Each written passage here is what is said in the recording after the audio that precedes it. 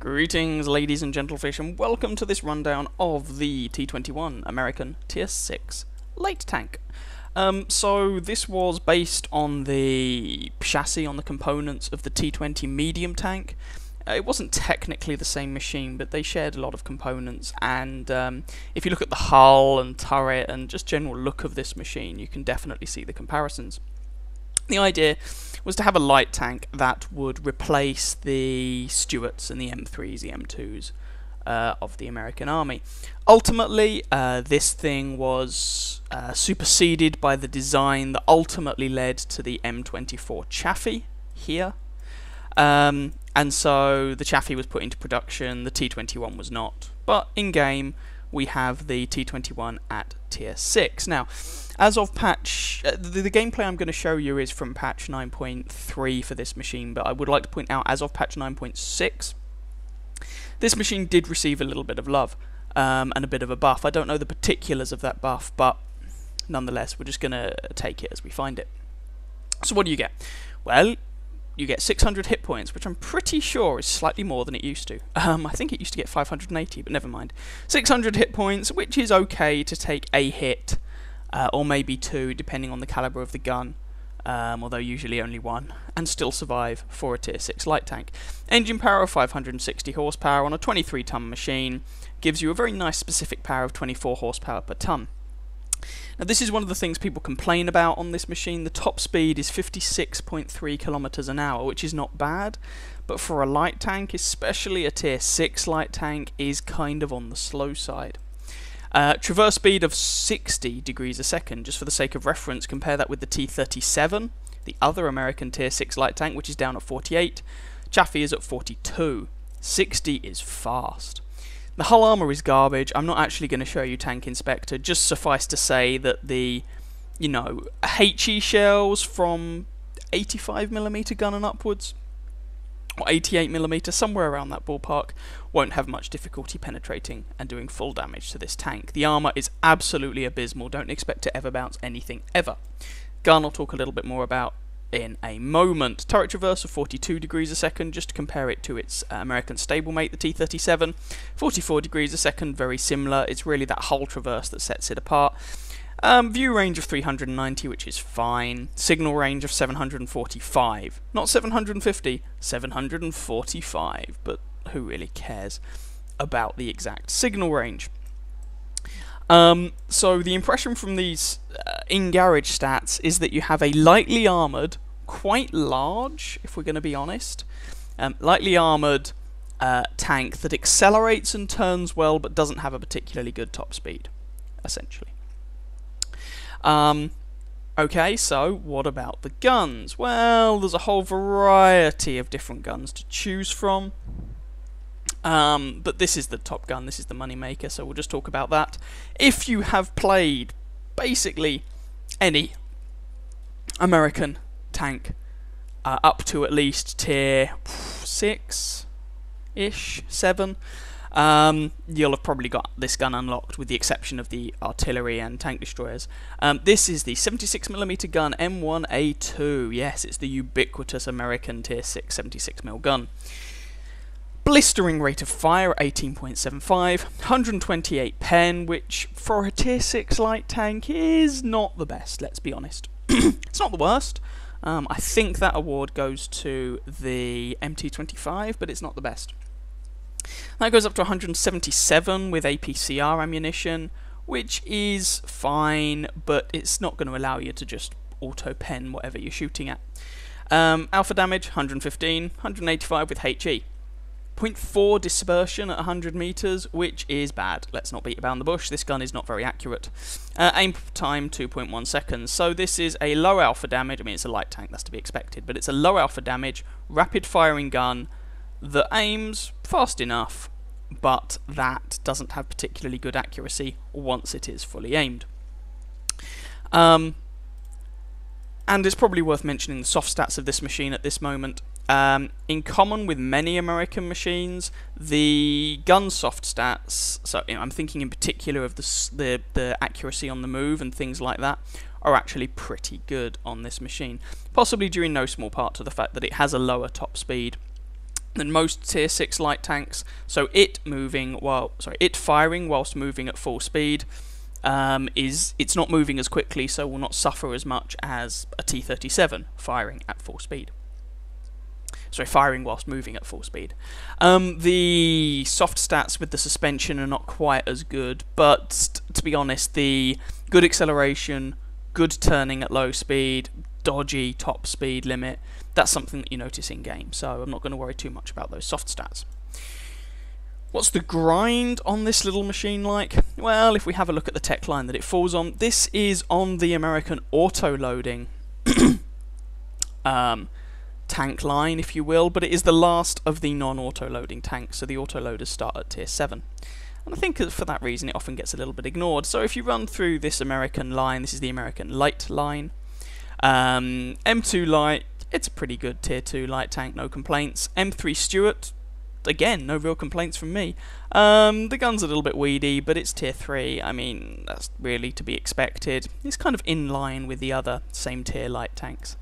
M5 Stuart, I can't really comment on much, because when I played it, I liked it, but when I played it, it still had that stubby little 75mm howitzer. It's now got this kind of 37mm autoloader or something, and I haven't played it like that, so I'm not really going to comment. I didn't find it much of a grind, but now you might find it a bit painful. That leads to the Chaffee, and then up this line, Chaffee, T-37, M41 Bulldog, and T-49. These are the new American light tanks. They ultimately lead to the same place, but this is an alternative route. Or you can go down here to the M7, which is, well, I didn't like it, but it's a fast medium tank basically. On paper, I don't think it's bad, but I didn't particularly have fun playing it. And then you get to the T21, which is often a very overlooked machine, probably because it's the last non-auto-loading tank on this line. But a lot of people seem to find it very mediocre. But nonetheless, what is it you actually get grind-wise when you get here? Well, the top engine, I mean, if you haven't been up any other American lines yet, you'll have to unlock this engine on this machine.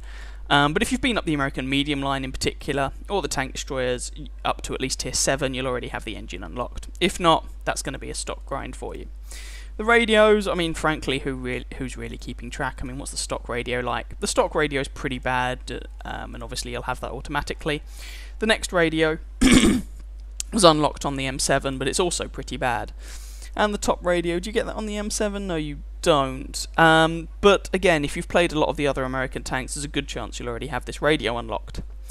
Guns. Well, if you've played many of the American tanks, there's a good chance you'll already have all of these guns unlocked. I mean, this thing, I believe, carries over from the M7, yep. And then these two, okay, you'll have to unlock them if this is your first American tank line. But apart from that, you'll have these already unlocked. And it doesn't get a turret upgrade, so basically this tank, if this is your first American tank line, then okay, you're going to have a little bit of a grind.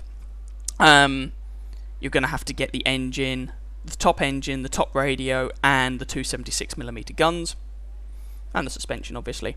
But if you've played many of the other American lines, you'll already have all of those modules unlocked, and that was the position I was in, so this is actually a pretty painless grind.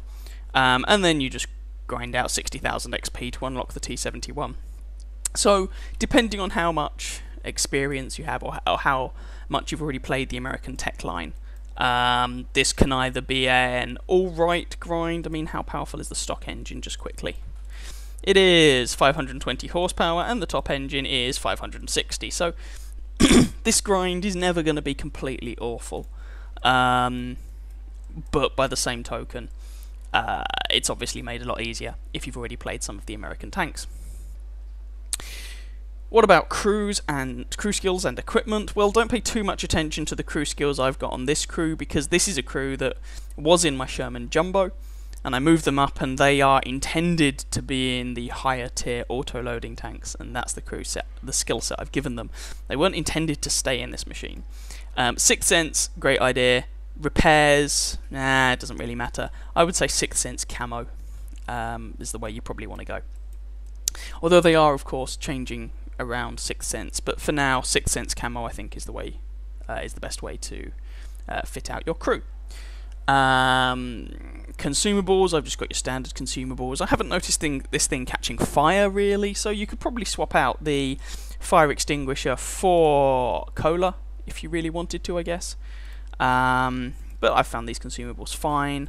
Equipment wise, what would I recommend on this thing? Well, it depends. I mean, this is a light tank, and this is a light tanker's light tank to a certain extent. So it depends if you want to primarily be a scout or a damage dealer. You could go, for instance, optics. Can this thing take a vertical stabilizer? No, it can't. Yes, it can. So you could go optics, vert stab, gun rammer, for instance, and that would make you more of a light support tank, light attack tank type thing. You could also go binocular telescopes, camo net, and something else. Maybe gun rammer. There's a variety of different good options on this machine for you to pick. Vents, of course, are another option. I mean, if you wanted to, I guess you could go vents, optics, and then something like vert stab, and just accept that you've got a blistering rate of fire and good DPM anyway. You don't really need the 10% buff. A lot of the time you're not going to be using it, and that way you maximise your on the move view range. So there's a variety of different ways you could set up this little machine.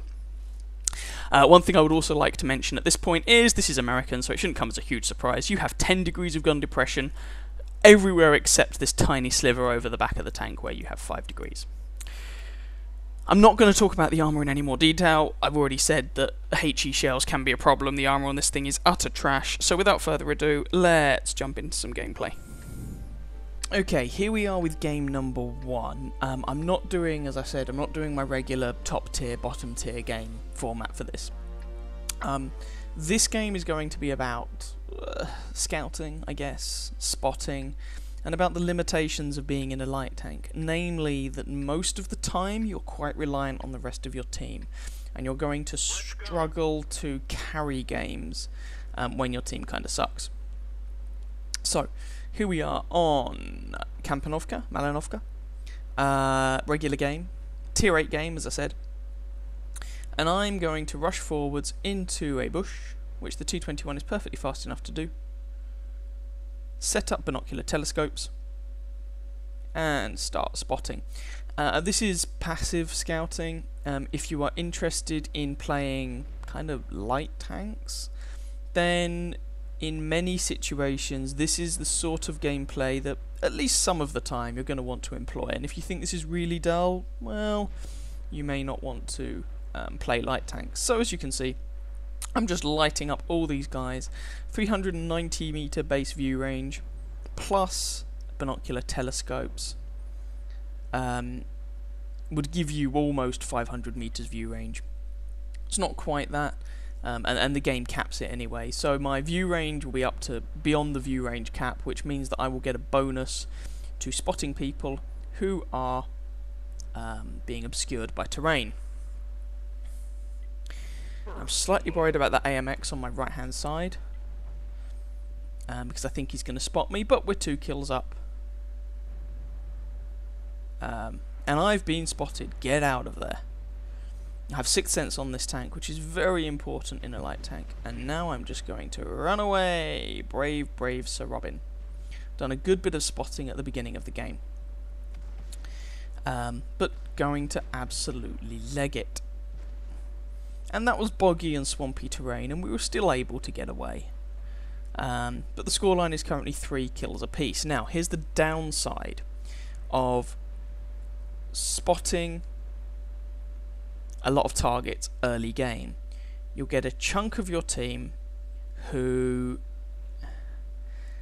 will therefore try and shoot the targets that you are lighting up, which is fair enough. The problem is when they do it in a lot of top tier heavy tanks, for example, or a lot of machines that are not well suited to that, or that are just needed elsewhere. Now, on the opposite flank, on the opposite side of the map, if you will, down in sort of J3, K3, the enemy team, and this is a tactic people often seem to use from the other spawn, rushed down toward our guys, lit them up, and our team is trying to defend that corner up close and personal, which is a terrible idea. Why is it a terrible idea? Because this T44, for example, is lighting up that T34 for all of their base campers. And so that guy, if he moves from out of cover, is just going to get absolutely wrecked.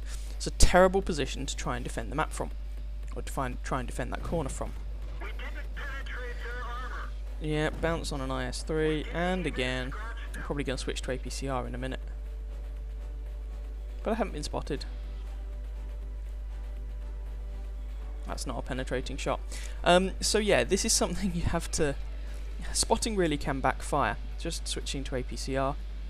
You know, you want to be a good scout if you're going to scout. You want to spot for your team, but sometimes your team just...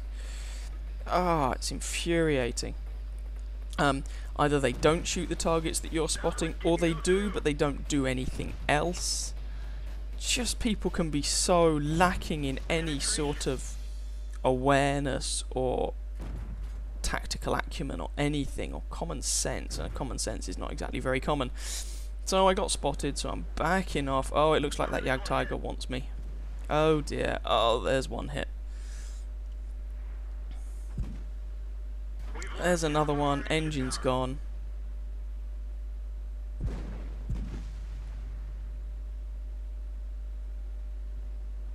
I repair my engine and run away, and the scoreline is 5-11. And this is one of the problems with the Malinovka map at the moment, I believe. That the meta is just, if you're on the north spawn, you rush down J3, rush down that side of the map. Thanks for the ram, dude. You rush down that side of the map, you spot the enemy team, your team shoots them, they die, you win. End of. Now this is not so much an issue anymore, as people have kind of become wise to that, and so some people at least are no longer defending the map from that position. But which is good. I mean, they shouldn't be defending the map from the position you saw the guys defend it from here. But, you know, there we go.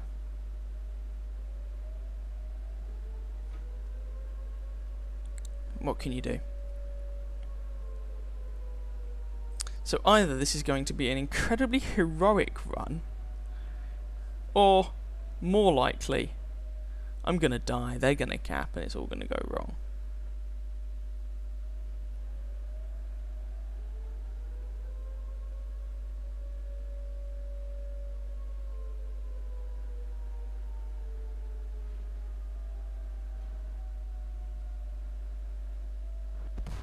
Oh, there we go. I was trying to just spot these chaps so that our Centurion would have shots on them,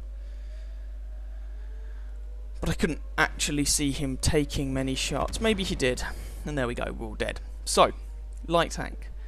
Got into an effective spotting position, but you are still very reliant on your team. Even if they shoot the targets that you light up, often they will do it at the expense of moving to a more sensible location.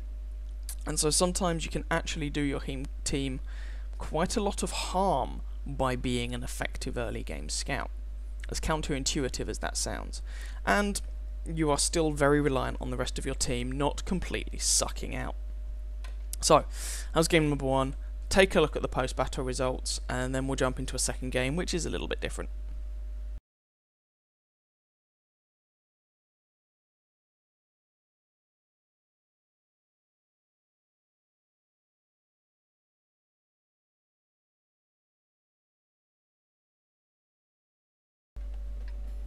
Okay, game number 2, and here we are, quote unquote, top tier.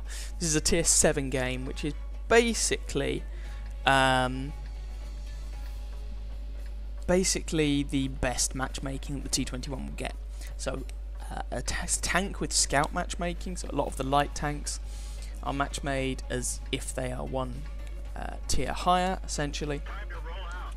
And so you can see tier 7 to 9 games. Anyway, we are on Sand River. It's an assault game. We're defending. Gonna see what we can do. And initially, we're gonna bomb it along to try and get into an early spotting location. And you can see that we accelerated quickly up to our top speed, but then, you know, we're poodling along at sort of 50, 55 kilometers an hour, which isn't slow. but there are some people who will think it's slow because for a light tank it's perhaps a touch pedestrian. There we go, backing off because I think I'm soon going to be spotted, especially with a light tank on that left hand flank. There we go, Sixth Sense goes off. And I'm just deciding what to do. There aren't that many people up here. T34 or 85 and a Panzer 38 NA come up here, but that's not an awful lot of firepower or support, so I bug out and go somewhere else.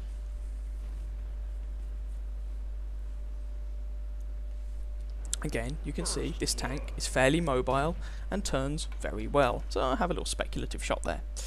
And I get respotted, which means that I had stealth in between. So I'm going to use my gun depression to poke over this ridge and try and get some flanking fire on the people who are trying to attack this flank.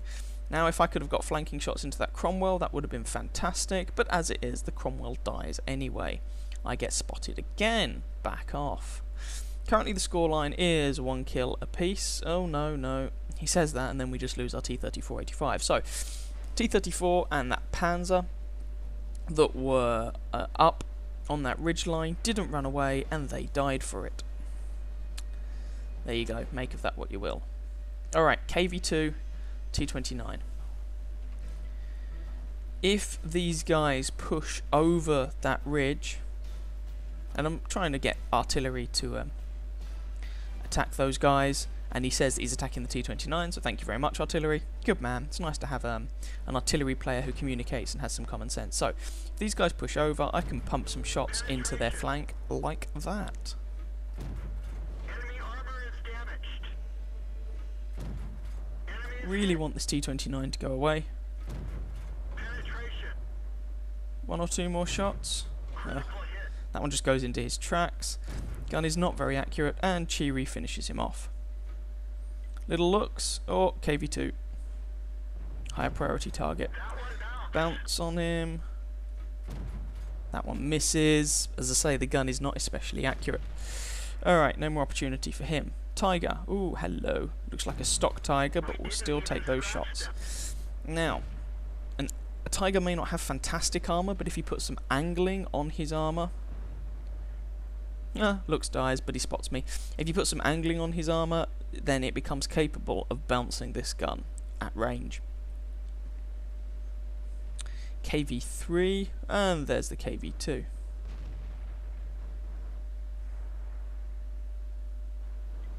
KV3 is a bit of a tough nut to crack. That one didn't go through. Yeah, bounce there, but I get spotted, and there's a bunch of tanks getting lit up. Can't shoot the KV2, so try and switch my attention to the Panther or the Tiger. Sit here, let my camo net and binos come up. I haven't been spotted, and there we go. And I'm just pumping shots into the side of this Panther. I'm not shooting the 88 because his side armor is thick enough to give me problems, even, as I say, even though it'd be shooting him in the side. A couple of shots into him, trying to now shoot the Tiger. Alas, I miss. Said it before, I'll say it again, the gun isn't that accurate. But American guns as a general rule are not renowned for their sniper-like accuracy. KV3 dies, which is good and gives me some options. So we're winning this 6 kills to 4. The enemy appear to have committed quite a respectable force to this flank, but they are dying for it. Managed to pen that 88. Don't get spotted for my troubles, because camo rating and binoculars. So I'm just going to keep pouring shots into his weak spot, wishing that my gun were more accurate.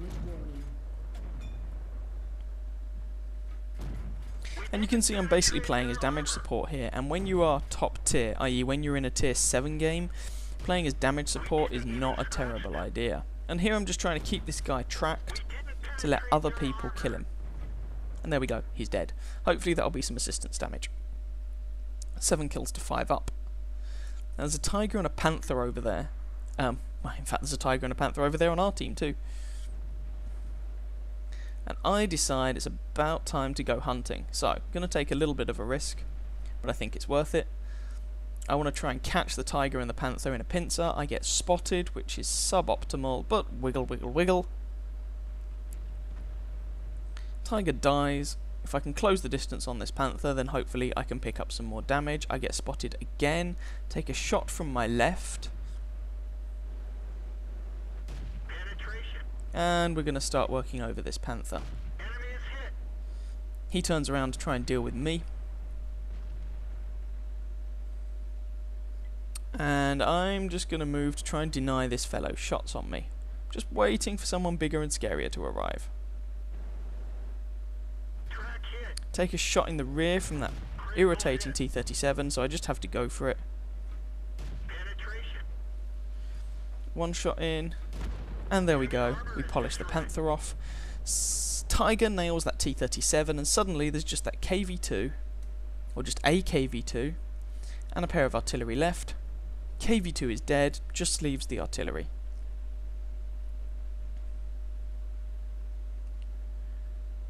Now you can see that, you know, we've been fairly liberal with firing our shots. You know, doing them to track people, and we were using this gun at range, and as I keep mentioning, the accuracy is not fantastic. But you can see that we've used quite a lot of ammunition. We're down to 17 rounds of armor piercing.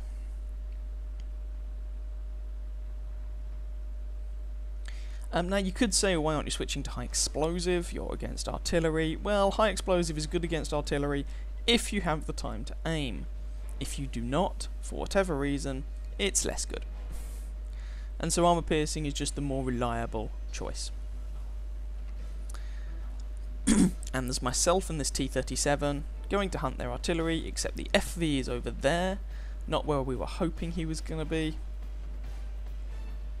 There's a jumbo over there as well, so if there's any artillery around here, we really should have them penned in. But it looks like this Su-122 has moved. Oh, no, he is up there. Cheeky little sod. One shot into him. And nope. Alright.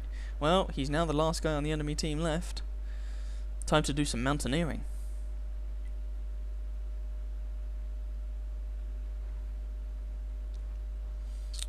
And this thing can do mountaineering. It's where the good engine power really shines. That and accelerating away from bad guys.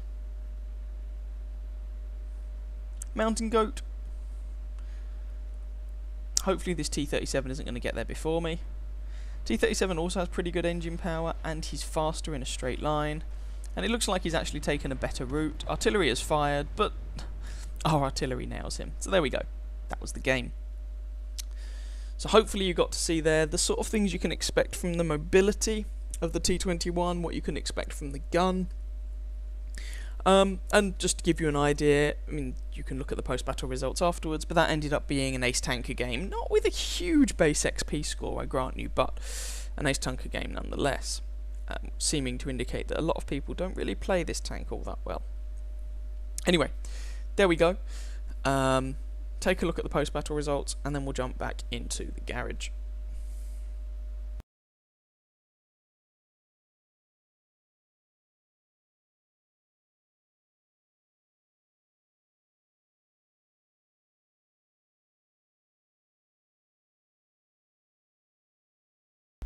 So what do I think of this tank overall? Well, I like it. A lot of people don't, but I do.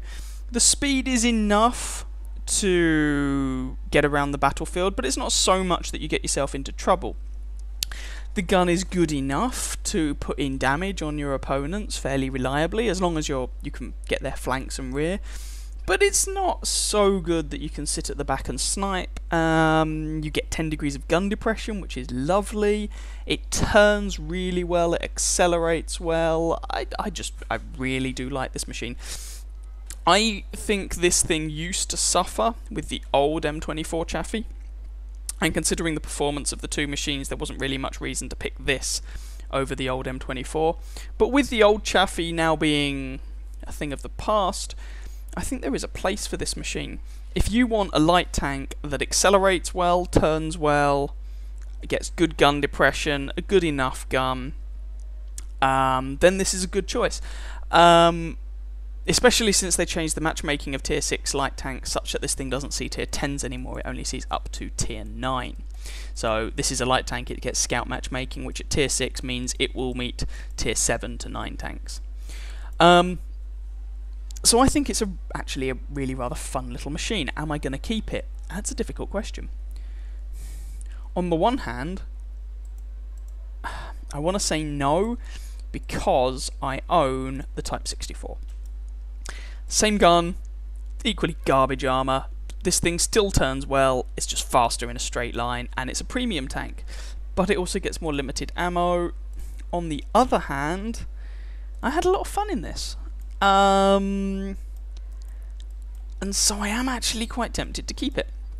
If I do keep it, and if I do keep this crew in it, I'm going to retrain this crew, because this is not an optimal setup for this tank, in my humble opinion. And I'll also give it some equipment worth a damn. I haven't yet quite worked out what equipment I am going to give it, but I think if you like light tanks, if you have fun in light tanks, then despite what a lot of people say, i.e. that this is a very underwhelming machine, I think you can have a lot of fun in this, and I actually think this is a little gem of the American tech tree, so I do recommend playing this. It's a lot of fun. Anyway, that's my 2 cents. I hope you guys enjoyed that review, possibly found it vaguely informative. If you did, please feel free to catch some of my other videos, and or subscribe to my channel, and I wish you very happy hunting on that battlefield. Ciao ciao.